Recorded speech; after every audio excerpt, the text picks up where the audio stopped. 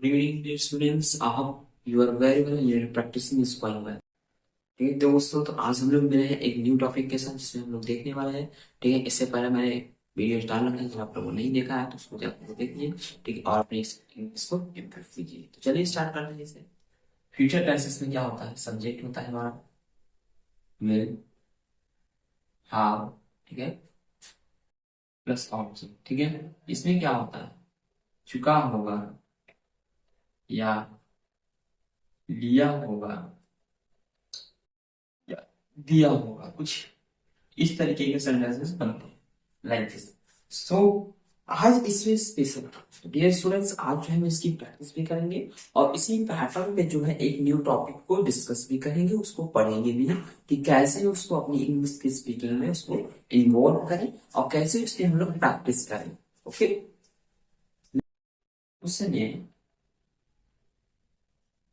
खाना खा लिया होगा। अब मेरे स्टूडेंट्स ये आ गया, उसने खाना खा लिया होगा। अब इसको तो हम सिंपल से इसमें बना लेंगे। ठीक, उसने खाना खा लिया है तो he will have eaten, he will have eaten food. ठीक है, या he will have taken food. ठीक, तो he will have eaten food. तो these are the best translated with this the sentence. ठीक, तो हम लोग जो ट्रांसलेट के थ्रू जो है इंग्लिश स्पीकिंग को सीख रहे हैं। ठीक, इंग्लिश कन्वर्सेशन को सीख रहे हैं। ओके, सो अब इसका तो हो गया। अब जैसे he will have eaten food, have he will have gone to market। ठीक, वो मार्केट जा चुका होगा। he will have gone to school, ही और वह स्कूल जा चुका होगा। he will have ठीक है, he will have gone to school। उसने खाना खा लिया होगा, he will have eaten food। वह या फिर उसने वह स्कूल जा चुका होगा, he will have gone to school, he will have gone to market। ठीक, इस तरीके से हमारे जो सेंटेंसेस होते हैं ये हमारे क्या होते हैं? विल हाउ में यूज करते हैं। लेकिन हमारा नया क्या है इसमें? तो नया ये है हमारा इसमें, अगर इसमें जो सेंटेंस में शायद लगा दे, जैसे क्या करें, शायद उसने खाना खा लिया होगा। ठीक, या शायद वह स्कूल जा चुका होगा, शायद उसने काम पूरा कर लिया होगा, शायद उसने अपना होमवर्क लिख लिया होगा, शायद वो बाजार चला गया होगा।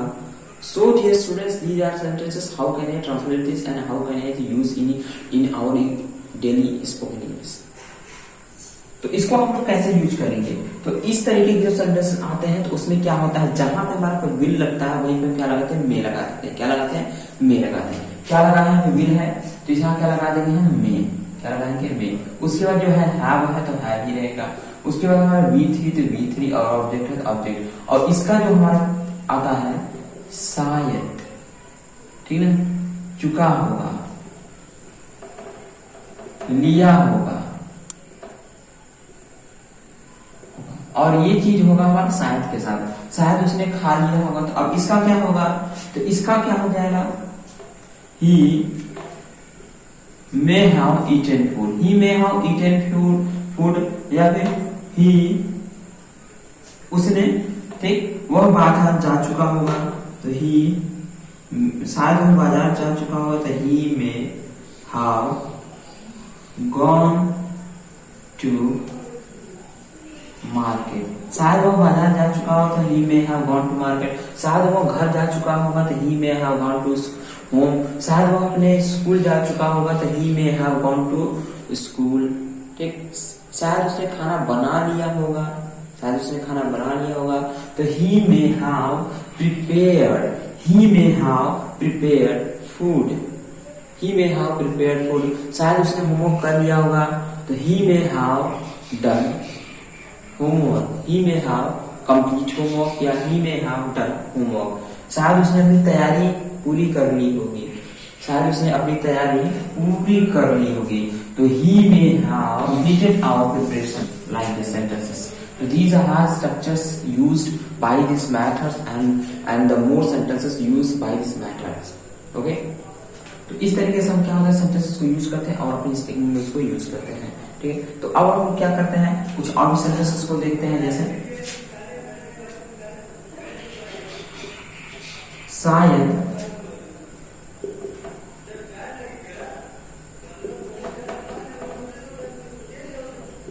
हो रही होगी। अब शायद बाहर बारिश हो रही होगी, ठीक, तो शायद it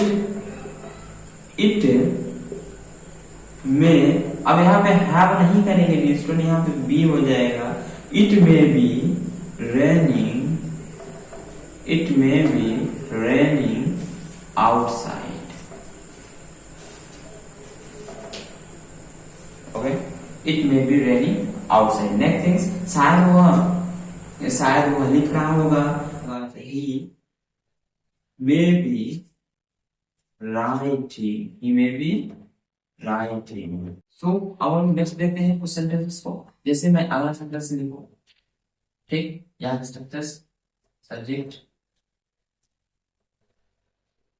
might how plus V3 plus object. अब माइट हैव में क्या होता है, इसमें जो होता है हमारा शायद ही होता है, कम पॉसिबिलिटी को दिखाता है। ठीक है, कम पॉसिबिलिटी को दिखाता है, हो चुका होगा, लिया होगा, दिया होगा, बाकी सेंटेंसेस। ठीक, और इसमें जो होता है हमारा, ठीक है, निश्चित श्योरिटी दिखाता है, must have V3 plus object, निश्चित ही। ठीक है, निश्चित ही वह लिख चुका होगा, निश्चित ही वह पढ़ चुका होगा, निश्चित ही वह खा चुका होगा, निश्चित ही उसने काम कर लिया होगा।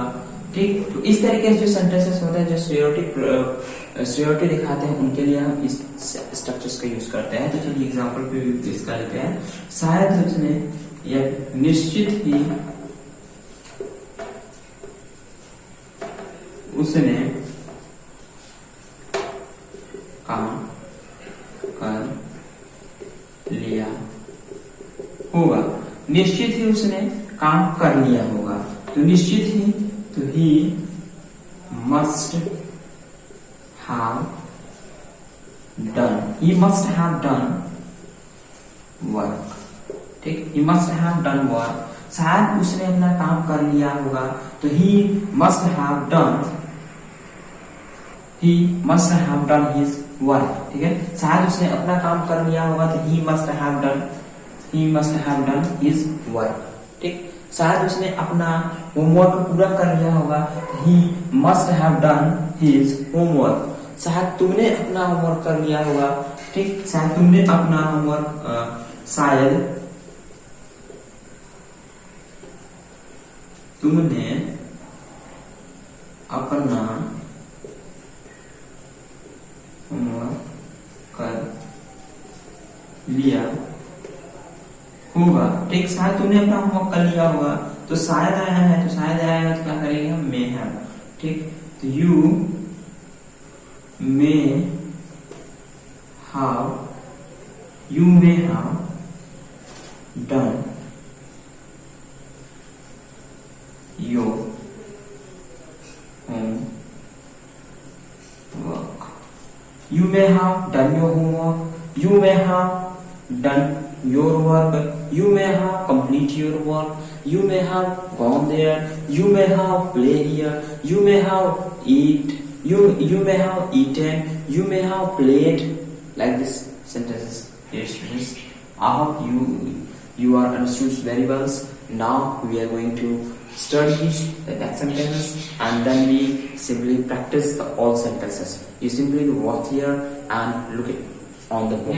तो अब क्या करने वाले हैं, सिंपल सा क्या करेंगे, प्रैक्टिस सेशन करेंगे, क्योंकि विदाउट प्रैक्टिस सेशन के हम लोग कुछ भी नहीं कर सकते. We are unable to do anything without practicing and without making sentences. So simply, dear students, watch here and listen carefully all the sentences what I have told you, what I have पढ़ लिख चुके होंगे. तो what is the meaning of them, what is the translate of these sentences.